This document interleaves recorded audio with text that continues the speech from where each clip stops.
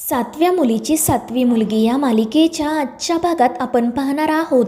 अचानक ममताच्या फोटोवरील हार खाली पडतो आणि ते बघून इंद्राणी आणि अद्वैतला आश्चर्य वाटते. मात्र त्यानंतर अद्वैत पुन्हा ममताच्या फोटोला हार घालतो.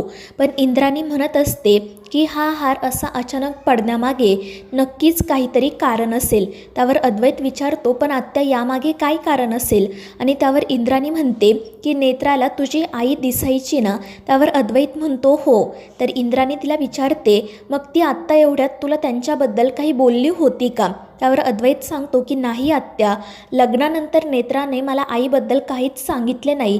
तिने तो विषयसुद्धा काढला नाही आणि त्यामुळे इंद्राणी काळजीत पडते. तर अद्वैत तिला म्हणत असतो की आत्या, तुम्ही एवढा विचार करू नका, हा हार सहज पडला असेल, तुम्ही जाऊन आराम करा. आणि मग त्यानंतर तो तेथून निघून जातो.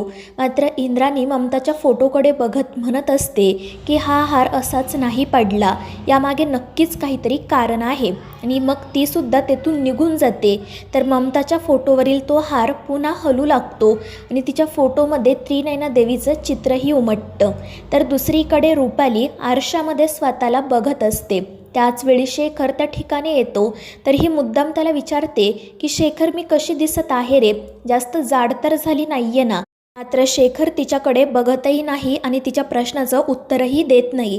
पण रुपाली मुद्दाम म्हणत असते की जेव्हा तू माझ्या प्रेमात पडला होता तेव्हा मी कशी चवळीची शेंग होते ना, पण आता तुझं माझ्यावरील प्रेमच आटत चाललं आहे.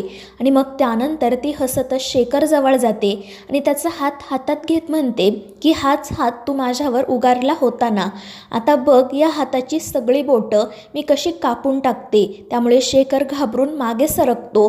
तर रुपाली त्याला विचारत असते की काय झालं, घाबरलास का मला? पण काळजी करू नको, मी तुला आत्ता एवढ्यात नाही मारणार. तुझा नंबर सगळ्यात शेवटी, कारण तू माझा लाडका आहेस ना. आता कोणाला मारणार आहे माहिती आहे का तुला? तुझ्या सावत्र बहिणीला, त्या इंद्राणीला. आणि ते ऐकून शेखर घाबरतो. तर दुसरीकडे अद्वैत कॉफी घेऊन त्याच्या रूममध्ये जातो. मात्र रूममध्ये सगळीकडे अंधार असतो. तो नेत्राला आवाज देतो आणि मग अस्तिका नेत्राचा ड्रेस घालून बाहेर येते. तिच्या हातामध्ये मेणबत्ती असते आणि तिला नेत्राच्या ड्रेसमध्ये बघून अद्वैत तिच्याकडे बघतच राहतो. त्याला नेत्रासोबत घालवलेले क्षण आठवत असतात. तर इकडे ही अस्तिका नेत्राप्रमाणेच लाजत अद्वैत जवळ जाते. अद्वैत तिच्याकडे बघतच राहतो, पण त्याला सतत नेत्रासोबत घालवलेले क्षण आठवत असतात. आणि मग अस्तिका अद्वैतच्या जवळ जाण्याचा प्रयत्न करते आणि त्याच वेळी रूममध्ये जो आरसा असतो त्यावर त्रिनयना देवीचे जे चिन्ह असते ते चिन्ह प्रकाशित होते. तर दुसरीकडे नेत्राला अजूनही पूर्ण शुद्ध आलेली नसते आणि ती त्या अवस्थेतच देवी आईला म्हणत असते की देवी आई, हे असं सगळं का ग घडत आहे? माझा अंत जवळ आला आहे का?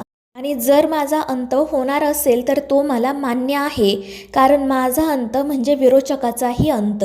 तर दुसरीकडे अद्वैत त्या अस्तिकाकडेच बघत असतो आणि मग त्यानंतर तो सुद्धा तिच्या जवळ जातो.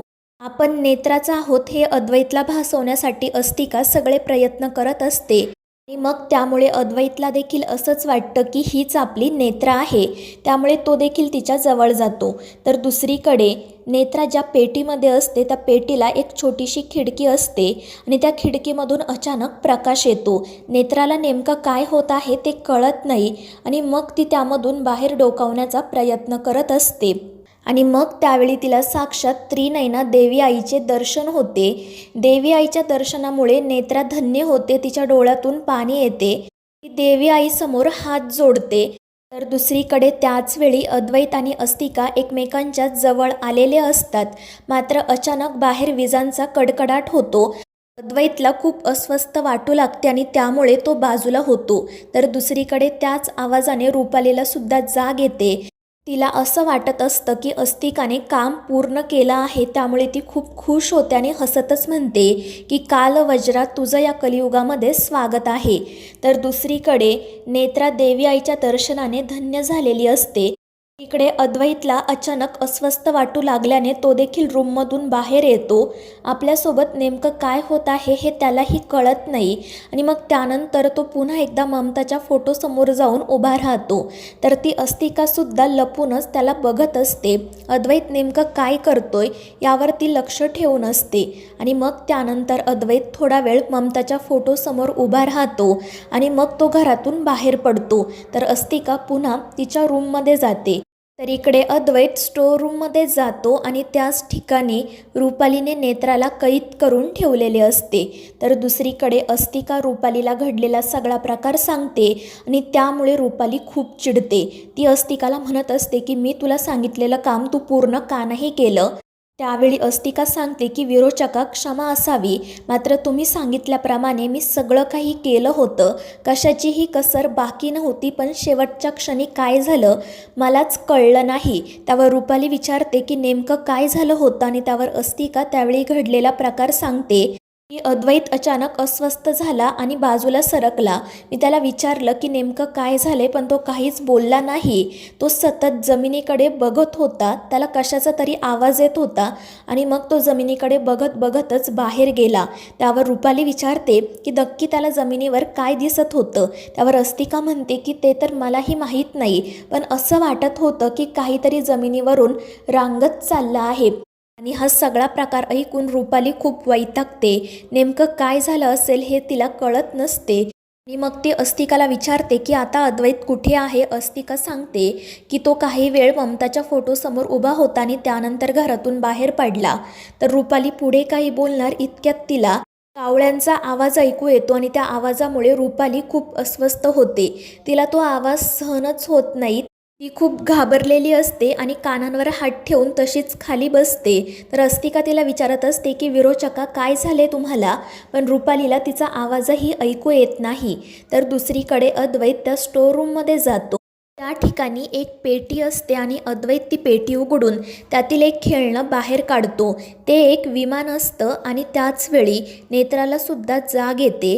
ती त्या पेटीमधून बाहेर डोकावण्याचा प्रयत्न करत असते. तर इकडे अद्वैतला ते विमान बघून आठवतं की आईला आपण हे विमान जपून ठेवायला सांगितलं होतं आणि तिने ते जपून ठेवलं सुद्धा.